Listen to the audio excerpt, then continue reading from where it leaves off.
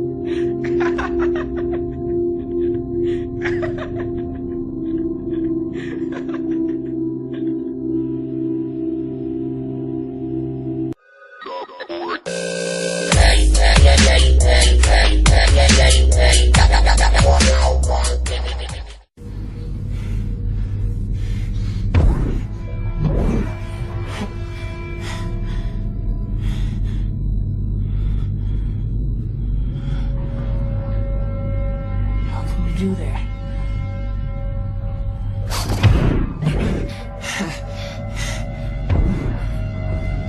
I can do anything I want. And so can you.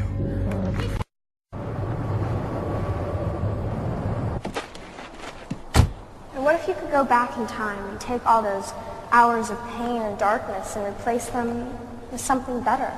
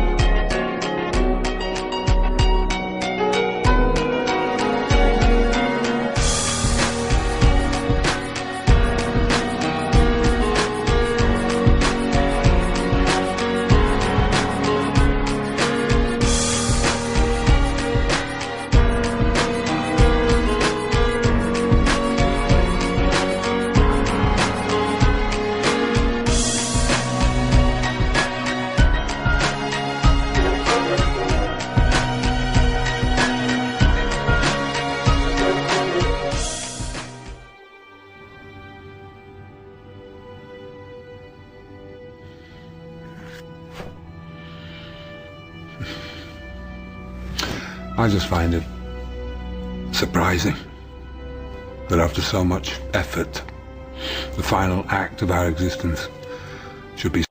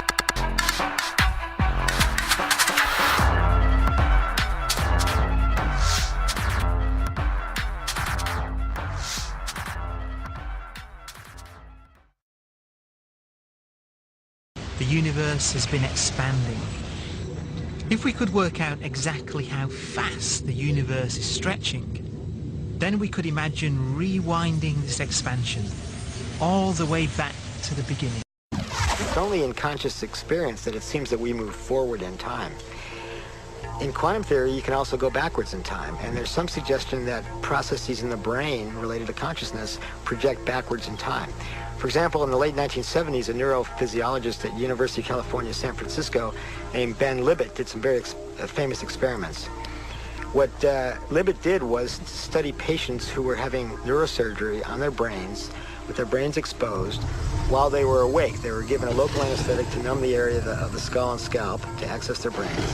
And they were awake, and Ben would talk to these people.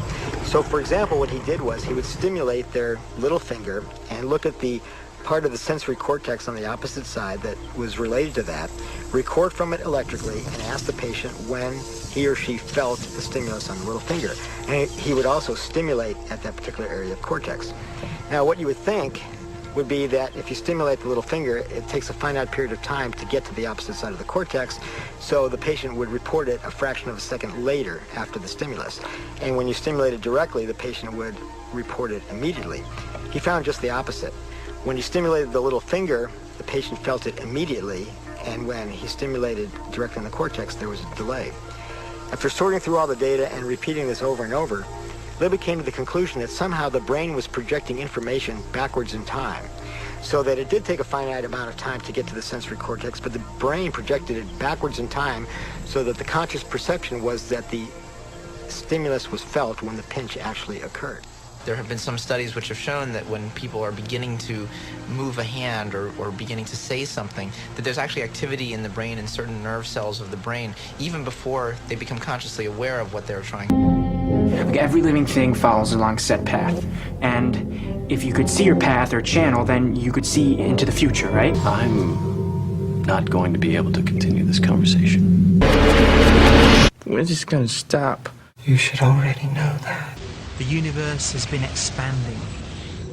If we could work out exactly how fast the universe is stretching, then we could imagine rewinding this expansion all the way back to the beginning.